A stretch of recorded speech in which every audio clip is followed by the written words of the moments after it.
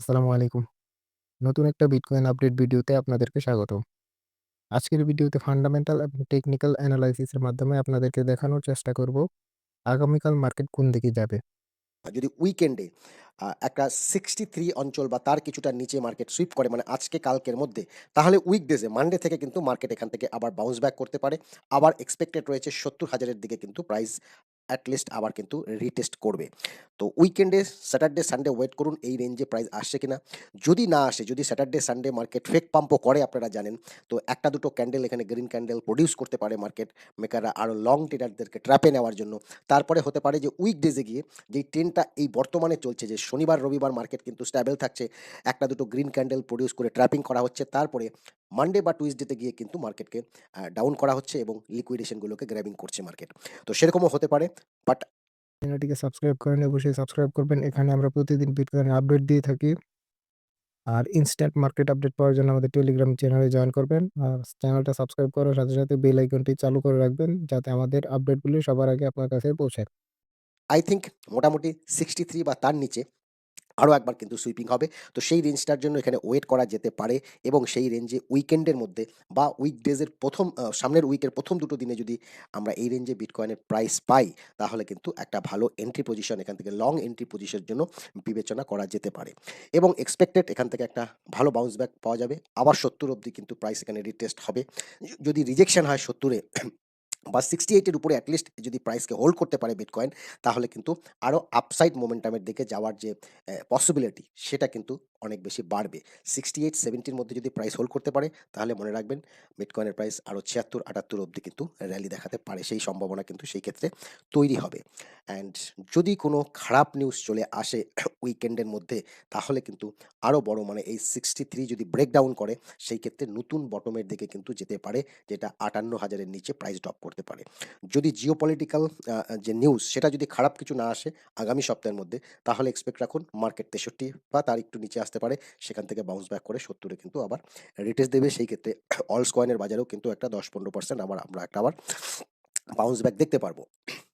Ethereum price অ্যাকশনে যেটা আমরা লক্ষ্য রাখবো সেটা কিন্তু হচ্ছে ইথেরিয়াম মোটামুটি আমার মনে হয় 1,700 কাছাকাছি বা 1,850 এই রেঞ্জ অবধি আসতে পারে ম্যাক্সিমাম। তো এই অঞ্চল অবধি এলে পরে এক্সপেক্ট করা যেতে পারে এখান থেকে কিন্তু আমরা একটা বাউন্স ব্যাক দেখতে পারবো। তো যেখান থেকে আমি বলেছিলাম যেখান থেকে মার্কেট এই যে ডাউন হবে, যেটা আমি দিয়েছিলাম, তো ডাউন হয়েছে। তো এবার এক্সপেক্ট করা যেতে পারে এই অঞ্চল অবধি যদি প্রাইস চলে আসে এই সমস্ত, তাহলে কিন্তু এখান থেকে আমরা আবার 2,150 এই রেঞ্জে বা 2,200 এই রেঞ্জ অবধি কিন্তু একটা মার্কেটে বাউন্স ব্যাক আমরা পাবো। যদি অ্যাটলিস্ট 2,150 এর উপরে প্রাইসকে হোল্ড করতে পারে, সেই ক্ষেত্রে সম্ভাবনা থাকবে এই রেজিস্ট্যান্সটা যদি ব্রেকআউট করতে পারে সাকসেসফুলি, সেই ক্ষেত্রে ফার্দার আরো আপসাইডের দিকে র‍্যালি কন্টিনিউশন হতে পারে। যদি আবার এখান থেকে রিজেকশন হয়, তাহলে ডেফিনিটলি আবার কিন্তু ডাউন সাইডে আরো নিচে নতুন বটমের দিকে প্রাইস কিন্তু মুভ করবে। তো এইটা আমার মনে হয় আগামী দুদিনের মধ্যে মানে শনিবার রবিবারের মধ্যে এই রেঞ্জে আমরা প্রাইস দেখতে পারবো। যদি উইকেন্ডের মধ্যেই দেখতে পাই তাহলে খুব ভালো। যদি উইকেন্ডে না হয় তাহলে গিয়ে মানডে, টুইসডের মধ্যে হবে। তারপরে মার্কেটে আবার একটা বাউন্স ব্যাক আমরা কিন্তু পাবো।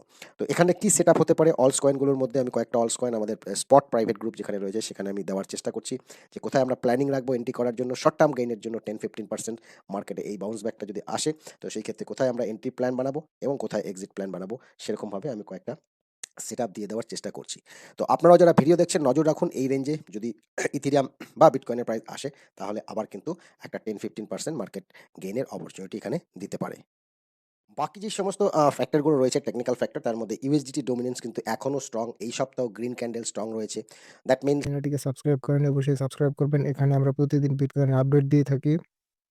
আর ইনস্ট্যান্ট মার্কেট আপডেট পাওয়ার জন্য আমাদের টেলিগ্রাম চ্যানেলে জয়েন করবেন। আর চ্যানেলটা সাবস্ক্রাইব করার সাথে, সাথে বেল আইকনটি চালু করে রাখবেন যাতে আমাদের আপডেটগুলি সবার আগে আপনার কাছে পৌঁছায়। এখনো কিন্তু ট্রেডার্সরা, ইনভেস্টররা ইউএসডিটির উপরে কিন্তু ফোকাস করছে। এখনো বাইং যে ডিমান্ড, বাইং যে প্রেশার সেটা কিন্তু মার্কেটে আসেনি। সেটা আসলে দেখবেন যে ইউএসডিটির যে ডমিনেন্স সেটা কিন্তু ফল করবে।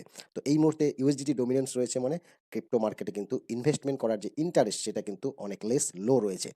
বাট একটা বিষয় অলস কয়েন বাজারের জন্য ভালো, সেটা হচ্ছে বিটকয়েনের dominance.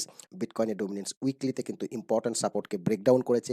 This is the second week. আমরা হয়তো দেখব যে এই মুভিং এভারেজের নিচে গিয়ে ক্যান্ডেল ক্লোজিং হচ্ছে, সেই ক্ষেত্রে বিটকয়েনের ডমিনেন্স আরও উইক হওয়ার সম্ভাবনা হবে এবং সেটা যদি হয় তাহলে অলস কয়েনের বাজারে কিন্তু কিছুটা রিলিফ আসলেও আসতে পারে। যদিও ইথেরিয়ামকে এখানে একটু স্ট্রং হতে হবে এই সপ্তাহে, তার আগের সপ্তাহে গ্রিন ক্যান্ডেল, যদি ইথেরিয়াম এখান থেকে আবার এই যে মুভিং এভারেজটা রয়েছে উইকলি আ ৫০ দিনের মুভিং এভারেজ সেটাকে যদি রিগেইন করতে পারে, তাহলে ইথেরিয়ামের যে ডোমিনেন্স সেটা মার্কেটে কিন্তু আবার স্ট্রং হতে পারে। বাট ইম্পোর্টেন্ট যেটা আমাদের জন্য সেটা হচ্ছে আদার্সের ডোমিনেন্স সেটা স্টিল লুকিং গুড আমি বলব। ৫০ দিনের মুভিং এভারেজটাকে সাকসেসফুলি যদি এর উপরে সাস্টেইন করে যায়, তাহলে কিন্তু আদার্সের যে ডোমিনেন্স সেটা মার্কেটে আরো বাড়তে পারে। সেক্ষেত্রে কিছু অলস কয়েনের মধ্যে কিন্তু আমরা ভালো পারফরম্যান্স এক্সপেক্ট করতে পারি। সেটা কিন্তু কন্টিনিউশন হতে পারে। চান্সেস রয়েছে। আদার্স কয়েনের যে রেশিও রয়েছে, it is also looking very much good strong, সেটা আমি আপনাদেরকে এর আগেও বহুবার আপডেট দিয়েছি। তো এখানে যদি আমরা একটা ক্রস ওভার পাই, মানে ৫০ দিনের মুভিং এভারেজটা যদি ১০০ দিনের মুভিং এভারেজকে ক্রস ওভার করতে পারে না, তাহলে এখানে অলস কয়েন বাজারে কিন্তু বুলিশ মোমেন্টাম ফিরে আসতে পারে। যতবার দেখবেন এখানে অলস কয়েন সেশন হয়েছে, এই ৫০ দিন ১০০ দিনের মুভিং এভারেজকে যখনই ক্রস ওভার করেছে, এখানে কিন্তু প্যারাবোলিক মুভ মার্কেটে কিন্তু দেখা গেছে অলস কয়েনের বাজারে। তো লেটস হোপ যদি এরকম করতে করতে বিটকয়েন আরও একটা বটম ক্রিয়েট করে বা অলস কয়েনগুলো যদি স্টেন দেখাতে পারে 5 to 10% কারেকশনের মধ্যে থাকে, তাহলে কিন্তু অলস কয়েনের বাজারে আবার একটা ভালো মোমেন্টাম ইনফ্লো আগামী দিনে ফিরে আসতে পারে। লেটস সি আমরা ৫০ দিনের মুভিং এভারেজের উপরে এখানে হোল্ড করতে পারছে কিনা। যদি হোল্ড করতে পারে এবং আলটিমেটলি যদি ৩ ৪ ৫ সপ্তাহ পরে এখানে একটা কোনো ক্রস ওভার ঘটে, তাহলে কিন্তু বুলিশ মোমেন্টামে অলস কয়েনের বাজার ফিরে আসতে পারে। চ্যানেলটিকে সাবস্ক্রাইব করেননি অবশ্যই সাবস্ক্রাইব করবেন। এখানে আমরা প্রতিদিন বিটকয়েনের আপডেট দিয়ে থাকি। আর ইনস্ট্যান্ট মার্কেট আপডেট পাওয়ার জন্য আমাদের টেলিগ্রাম চ্যানেলে জয়েন করবেন। আর চ্যানেলটা সাবস্ক্রাইব করার সাথে সাথে বেল আইকনটি চালু করে রাখবেন যাতে আমাদের আপডেটগুলি সবার আগে আপনার কাছে পৌঁছায়।